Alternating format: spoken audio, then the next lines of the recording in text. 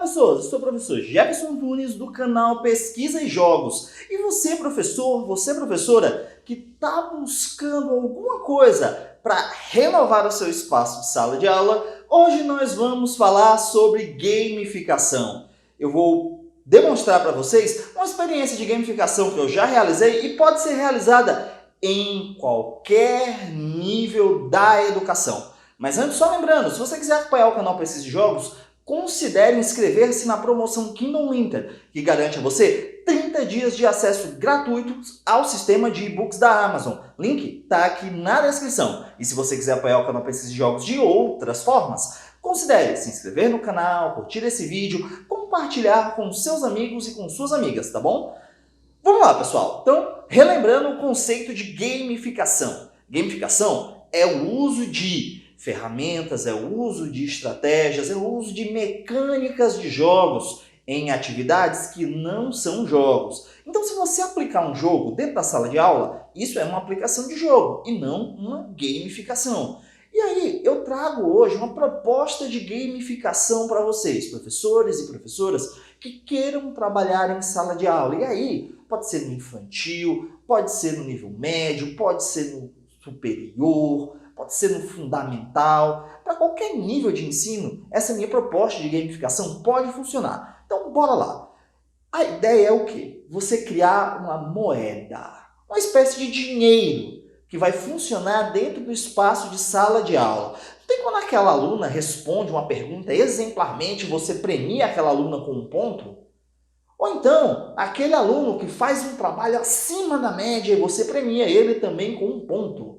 Pois bem, o ponto, nessa questão, ele é um feedback que você está dando. É uma espécie de recompensa. E que tal se nós utilizarmos esses pontos de outras formas? Você pode, por exemplo, utilizar esses pontos para que os estudantes possam entregar o trabalho, né? Você tem um trabalho com um determinado prazo, para que eles possam exceder o prazo, para que elas possam exceder o prazo. Por exemplo, você dá 20 dias para os estudantes entregarem um trabalho.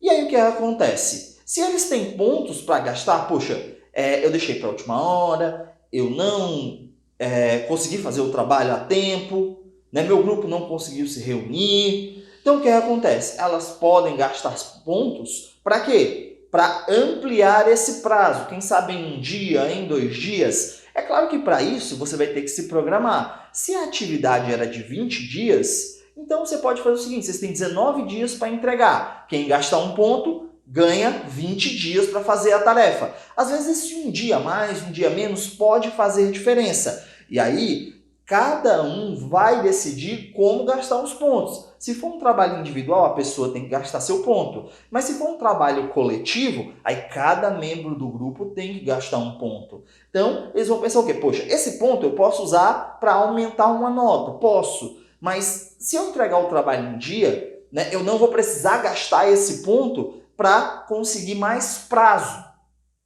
Então, para utilizar o ponto dessa forma, você precisa fazer o quê? Pensar nos prazos de entrega. Né? Você pensa, poxa, eu demoro tanto tempo para corrigir, eu preciso receber esses trabalhos até tal dia. Então você tem que se programar, fazer um cronogramazinho para quem quiser gastar pontos. Outra coisa outro tipo de atividade. Ah, a professora passou um seminário, eu não me sinto bem fazendo um seminário. Eu prefiro fazer uma prova escrita enquanto o pessoal está apresentando o seminário.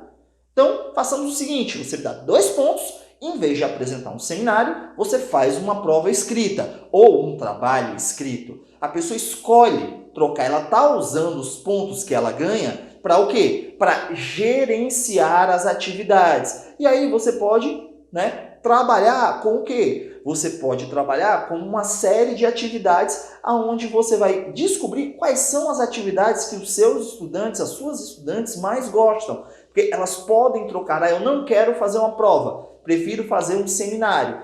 Aí já complica um pouco, porque o espaço de prova é diferenciado. Mas aí, quem sabe, você, por exemplo, em vez de você fazer uma prova, você vai fazer, então, um trabalho pesquisado. Custa 2 pontos. O trabalho é esse, tem que ser assim, assim, assim. Você sempre tem que ter 2 opções, 3 opções. Né? Então, em vez de fazer só a prova, você prepara um segundo ou um terceiro tipo de avaliação. Você diz, ó, a avaliação é a prova, mas vocês também podem escolher entre essa e essa. Essa custa 1 ponto, essa custa 2 pontos. E aí o que mais? O estudante, a estudante, pode pedir para refazer uma atividade. Ela entregou a atividade, mas ela tem plena consciência de que ela consegue fazer mais. Então, por 1 ponto, você pode dar um prazo de 1 dia extra e a pessoa refazer a atividade. Se for uma prova, pode ser tipo, junto com o pessoal que vai fazer a segunda chamada, refazer a prova e ficar com a melhor das 2 notas. O estudante, a estudante, vai se dedicar a mais tempo. Porque o que acontece? O ponto, quando ele é tratado como uma moeda, ninguém quer perder. Então, investir esses pontos para melhorar suas atividades vai fazer com que o estudante se esforce mais. Porque ele sabe, ela sabe que não adianta. Ah, eu fiz a prova, não fui bem. Vou gastar 2 pontos para fazer uma nova prova. Se eu não estudar, eu não vou bem do mesmo jeito. Eu vou estar perdendo os meus pontos. Então, o que acontece? Essa dinâmica dessa troca, né, entre gastar pontos, investir pontos, receber pontos, vai fazer com que o estudante pense sobre o investimento que ele está fazendo, que ela está fazendo. E aí, mais uma outra coisa que você pode fazer é, dentro da prova, dentro de uma atividade que não seja consultada, os estudantes podem fazer perguntas. O estudante quer fazer uma pergunta para você, te chama, te dá um ponto, faz a pergunta e você dá uma resposta. É claro que não pode ser a mesma pergunta da prova, tirar uma dúvida, certo? Então, se for um grupo, cada um do grupo tem que dar um ponto, certo? E por aí vai. Né? Já que tem sempre aquela consulta assim, professor, não estou entendendo isso, professor, não estou entendendo aquilo, professora, não estou entendendo isso, professor, não estou entendendo aquilo. E muitas vezes pode ser uma questão de enunciado. Então, fazer essa troca de esclarecimento, de dica, vai ajudar o estudante a rememorar o conteúdo. Assim, eles vão ter em mãos uma ferramenta que pode ajudar, né, nessas questões de avaliação. Vai tornar a avaliação um pouco mais horizontal. Não vou dizer que ela vai ser horizontal, obviamente, mas de acordo com o que você costuma fazer em sala de aula, essa gestão de pontos ela é muito eficiente porque os estudantes vão entender que eles têm uma relação com você.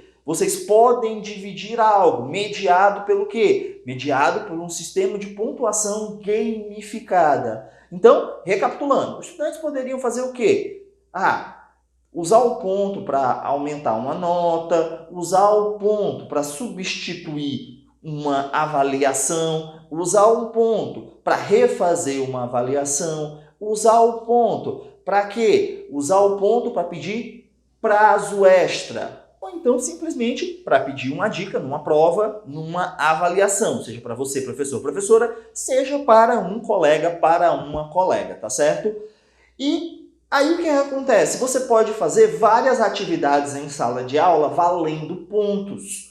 Fazer perguntas valendo pontos, né? Pedir pequenos trabalhos que não são avaliação, mas que valem pontos. Assim as pessoas que vão fazendo, faça uma resenha de 10 linhas sobre esse texto, valendo 1 ponto. Quem quiser faz.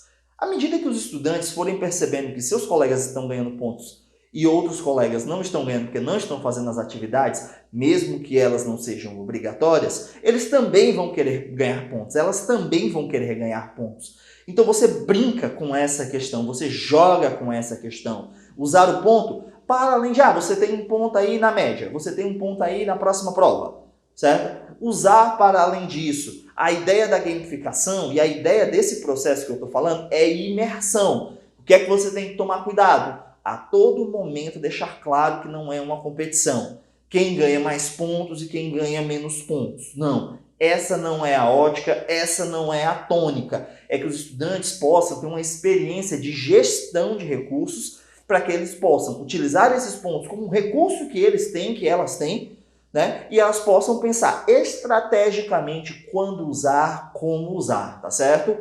Espero que tenham gostado desse vídeo. Um forte abraço e até a próxima!